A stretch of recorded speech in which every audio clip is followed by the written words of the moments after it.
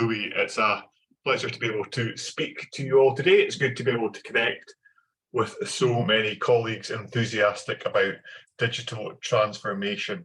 Whether you'll be quite so thankful to hear from me remains to be seen. A couple of technical problems so far, but my expertise, and of course that of my legislative drafting colleagues, lies in drafting legislation. It's very often said that drafters have lots in common, either with coders or sometimes with musicians, but it's amazing how often successful drafters have a penchant or a talent for those activities. I think it's the love of patterns, logic and creativity. But for these reasons, legislative drafters take a keen interest in digital developments, and particularly in how they can help us draft and understand the laws that govern our societies. I've been drafting legislation for almost 25 years. I've been the head of the drafting office here since 2012, and as you indicated, I've also had the huge honour recently of being elected as president of the Commonwealth Association of Legislative Counsel. This is an organisation of almost 3,000 legislative drafters, some academics, editors, working in well over 100 different legislative drafting offices all around the Commonwealth.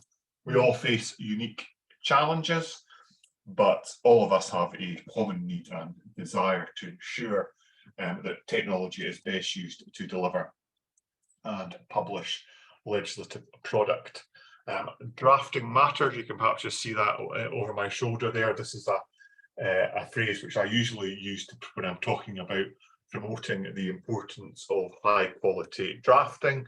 All of us, of course, expect and hope at least that the laws which apply to us are drafted to the standards required to maintain a civilised, well-governed society. It's not for drafters, of course, to come up with policy.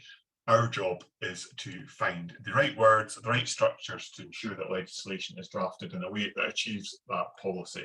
This means laws need to be clear, predictable and fair, of course, to ensure that rule of law is maintained, but precision and accuracy are, whilst they are key concepts, there is more to that if law is to have its intended effect.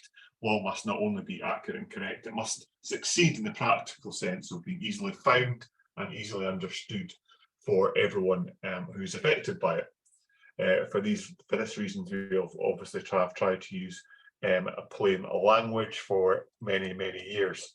That said, statute books are invariably hugely complex, with laws interlinked and affected.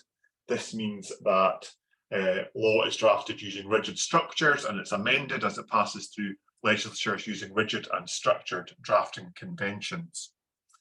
Legislating is, of course, high profile and critical, in fact, for parliaments and governments. The room for process failure is small, and over lots of time, sophisticated paper-based parliamentary processes have evolved to enable elected members to debate and scrutinise legislation.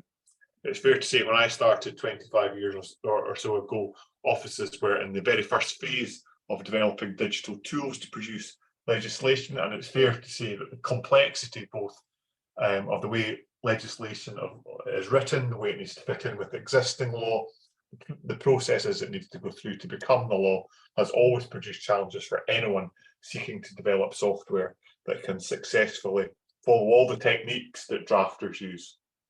What we're seeing now is that drafting tools are now being adopted to reflect a desire to finally move permanently away from these paper-based processes to digital first models, seeing legislation as data. Technology has of course revolutionised how legislation is read and used.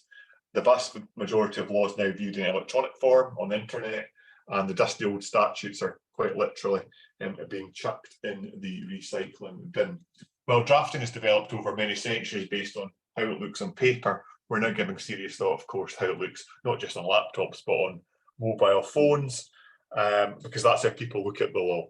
The best example of that, of course, in recent years has been the COVID emergency legislation all around the world, which led to a massive upsurge in ordinary citizens accessing law online on their phones to work out how the new laws would operate for them.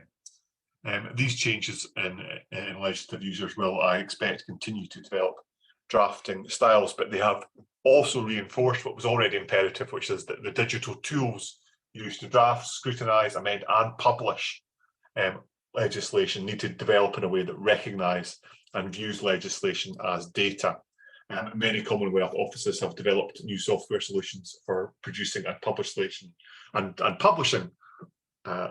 legislation on that basis. So I'll just close with a few words of what we've done in Scotland. We've joined forces actually with our colleagues in the UK government and Parliament to create a new service. We've called it Lawmaker. This enables users to draft and manage legislation through a web browser. It replaces a number of different tools that we use in different places and helps drive the shift from this paper-based legislative process to a digital one that produces high quality legislative data in all its stages. As I say, it's been a collaborating process right from the start with different drafting offices, different parliaments, and our publisher, the National Archives here in the UK, all being involved, recognising the need for this digital first approach. We built a new system that had core tools for each of these different partners, our own complex needs for either drafting, amending or publishing. We adopted a common TOSO as an open data standard, and by developing browser and cloud-based tools, the project now allows each partner to create, use and manage legislative data to suit our own purposes all through the different legislative cycles. This provides opportunities to make the process more accessible for legislators and stakeholders and to make the law more accessible. A Lawmaker is used to draft, amend and publish all primary legislation now in the Scottish Parliament. It's increasingly being used to draft UK acts and is capable of being used to draft statutory instruments and all subordinate legislation.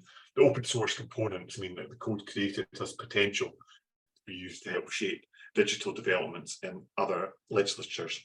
Treating law as code brings other benefits. We've used the data that the archives have developed from the statute book to find digital patterns, as we call them, in the statute book, and from that the drafting offices in the UK have produced guidance for policymakers considering making new legislation.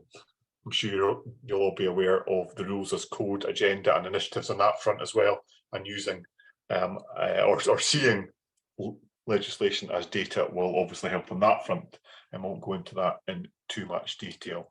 I think that's almost 7 minutes up, but I'll perhaps just conclude by saying, as I said, the mention the worlds of drafters and technology experts are perhaps a bit closer than many of us think, and for that reason I think we should keep working together to develop tools that transform the ways in which laws are made, and this will have the advantage of making not just the processes simpler and more transparent, but will ensure that the legislation which governs our societies is well drafted, accessible and easy to operate. Thank you, Louis. Hopefully that was just about on time.